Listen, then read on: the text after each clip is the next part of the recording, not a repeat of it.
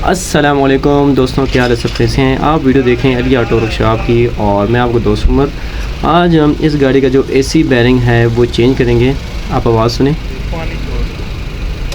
इस गाड़ी का जो एसी कंप्रेसर है, इसका जो बैरिंग है उसकी आवाज़ आ रही है काफ़ी। और अगर आप ख़ुद इसका बैरिंग चेंज करना चाहते हैं तो आपने सबसे पहले जो कंप्रेसर है वो उसका रिमूव करना है। और कंप्रेसर खोलने के बाद आपने चेक करना है इसका स्टेप बाय स्टेप। आपके पास सारा टूल होना चाहिए, और अगर टूल नहीं आया तो टूल वगैरह अगर आपने खोलना है तो वीडियो आप लास्ट तक इसकी देखें। तो अभी हम इसका जो एसी कंप्रेसर है मुकम्मल खोलेंगे आपके सामने और दोबारा फिट करेंगे और आपको चेक कराएंगे कि इसमें हमारा क्या मसला था और जिस वजह से हमारा ये आवाज़ आ रही थी एसी कंप्रेसर की। तो अभी हम एसी कंप्रेसर का जो फर्स्ट स्टेप है, हमने इसका जो ऊपर क्लच है वो खोला, उसका बैरिंग निकाला। वो निकालने के बाद हमने जो नीचे से इसके ये ऊपर एक टापा लगा होता है, टापे के जो बोल्ट हैं वो सारे खोल रहे हैं। ठीक है, आपने स्टेप बाय स्टेप आपने एक बोल्ट खोलना है आराम सुकून से और एक जगह पे साइड पे रखने हैं, तो आपको पता होगा कौन सा बोल्ट आप कहाँ पे लगेगा अगर आप फर्स्ट टाइम इसका खोल रहे हैं। तो अभी हमने जो उसके टापा था उसके सारे बोल्ट हमने ऊपर सारे खोल लिए हैं इसके। अभी जो इसका एसी कंप्रेसर का टापा है उसको ऊपर से रिमूव करेंगे। तो ये आप देख रहे हैं इस टाइम ये रिमूव हो रहा है। तो रिमूव करने के लिए आप इसको स्क्रू ड्राइवर पेच के ज़रिए आहिस्ता आहिस्ता ऊपर करेंगे तो ये आपका जो टापा है वो ऊपर आ जाएगा। तो नीचे इसके सामने गोलियाँ हैं। तो अभी आप चेक करें कि आपका कौन सा बैरिंग जो एसी कंप्रेसर का है वो आवाज़ कर रहा है। आप पहले वो डायग्नोस करें। तो अभी हमने इसको खोला तो इसका जो बैरिंग है टापे के ऊपर वाला वो बैरिंग इसका आवाज़ कर रहा है, जिस वजह से इसकी आवाज़ आ रही थी। तो अभी हम स्टेप बाय स्टेप इसका टापा खोलेंगे और टापा खोलने के बाद यहाँ पर इसका एक लॉक होगा। उस लॉक को आप दो पेचकस के ज़रिए या आपके पास कोई टूल हो जिस ज़रिए आप इसको हल्का सा टेस्टर के ज़रिए दबाएँगे और इस साइड से एक और स्क्रू ड्राइवर ब्रेक पेचकस डालेंगे इसके अंदर। तो जो लॉक है इसका वो ईज़िली आराम सुकून से रिमूव हो जाएगा। ठीक है, तो इस तरीके से आप इसका जो लॉक है वो रिमूव कर लेंगे इस तरह। और लॉक रिमूव करने के बाद फिर आपने इसका जो फिटिंग जगह है वो निकाल के और जो बैरिंग है वो आपने निकालना है। अगर आपके पास पुलर नहीं है आप थोड़े के ज़रिए इसको आराम सुकून से इसको रिमूव कर सकते हैं। तो ये इस टाइम इसका बाहर आ चुका है। ठीक है, और जो बैरिंग है इस साइड का ये वाला बैरिंग जो था हमारा ख़राब हो चुका है और इसका जो बैरिंग हम चेंज करेंगे और इसमें जेन्युइन बैरिंग डालेंगे नाची का। और इसमें जो बैरिंग का नंबर है वो भी आपको बताएंगे इसमें कौन से नंबर का बैरिंग है। बैरिंग बिल्कुल इसका टूट चुका था और बैरिंग हम इसका भी निकालेंगे। जो कोन है छोटी कोड वो निकल गई है लेकिन दूसरे बड़े कोन है बीच में ही है, वो बैरिंग निकाल के उसके ऊपर नंबर लिखा होता है इसकी।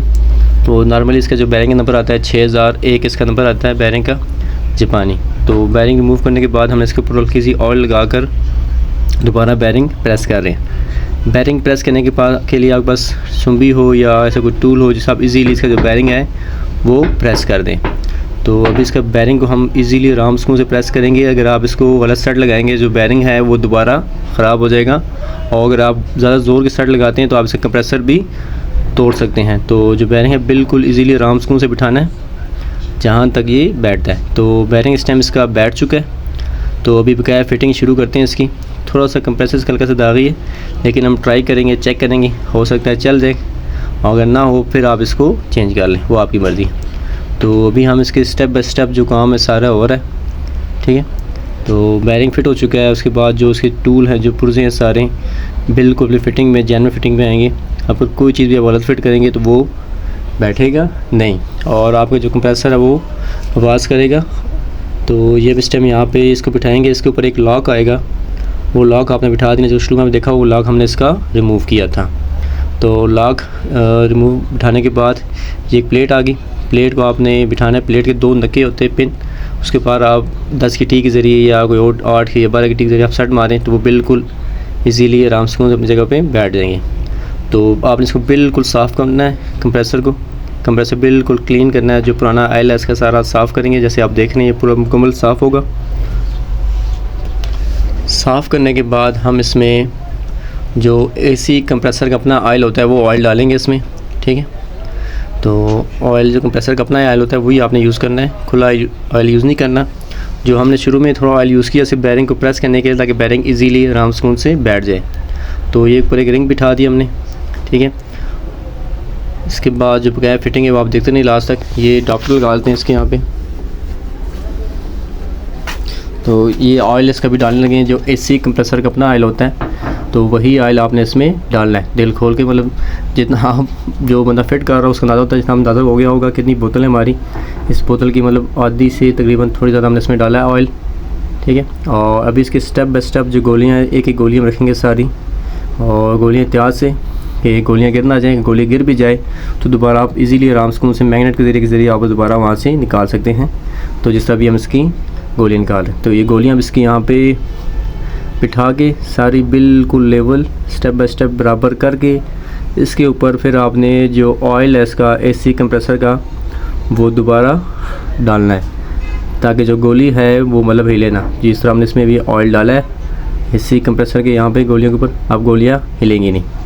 तो अभी इसके ऊपर बकाया जो फिटिंग है वो फिट करते हैं। जो इसके ऊपर प्लेट है, प्लेट के ऊपर भी हल्के देंगे, ऊपर ऑयल डालेंगे ताकि जो प्लेट है इजीली आराम सुकून से बैठ जाए। और इसके ऊपर जो काबले हैं फिर वो टाइट कर देंगे, जो उसके 10 mm के बोल्ट हैं।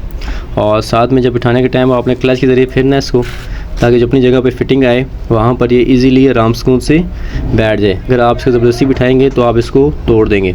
और एहतियात से बिठानी, ऐसे ना हो कि गोली बीच में ना गिर जाए। तो अभी हमने इसके जो बिठा के हल्के हल्के टाइट कर रहे हैं दोनों साइड से, और साथ साथ इसको घुमा रहे हैं ताकि बिल्कुल ईज़िली आराम सुकून से बैठ जाए। तो इस टाइम हमारा जो एसी कंप्रेसर मुकम्मल रिपेयर हो चुका है। इसमें जो मसला था, इसका जो बैरिंग था वो आवाज़ कर रहा था काफ़ी, तो हमने इसका एसी कंप्रेसर मुकम्मल खोला और जो बैरिंग इसका ख़राब था वो बैरिंग हमने इसका चेंज किया। बैरिंग चेंज करने के बाद हमने इसको दोबारा मुकम्मल साफ़ करके दोबारा फिट कर दिया। तो अभी इसको मुकम्मल टाइट करते हैं। टाइट करने के बाद फिर आप इसको गाड़ी के अंदर फिट करेंगे और चेक करेंगे कि आवाज़ ख़त्म होती है कि नहीं। और अगर आवाज़ इंशाल्लाह ख़त्म होगी, क्योंकि इसका बैरिंग आवाज़ कर रहा था। पहली बात है, अगर आपके पास बजट बनता है आप इसमें नया कंप्रेसर डालें, लेकिन बजट नहीं बनता और अगर छोटा मोटा रिपेयरिंग है तो फिर आप इसको एसी कंप्रेसर को रिपेयर कराएं। और अगर वो भी अगर आप इलेक्ट्रीशियन कह रहे हैं रिपेयर होने काबिल है, फिर आप रिपेयर करें। अगर रिपेयर नहीं होता तो फिर आप इसको चेंज करें। तो अभी हमने इसका जो मसला था, एक बैरिंग था, वो बैरिंग हमने चेंज कर दिया। तो बैरिंग चेंज करने के बाद इसको दोबारा फिट करती है। वो इसलिए मैं कह रहा हूँ कि अगर आप इसको ऐसे ना हो कि आप कंप्रेसर रिपेयर ना हो तो आपकी जो एसी गैस है वो ज़ाया ना हो जाए।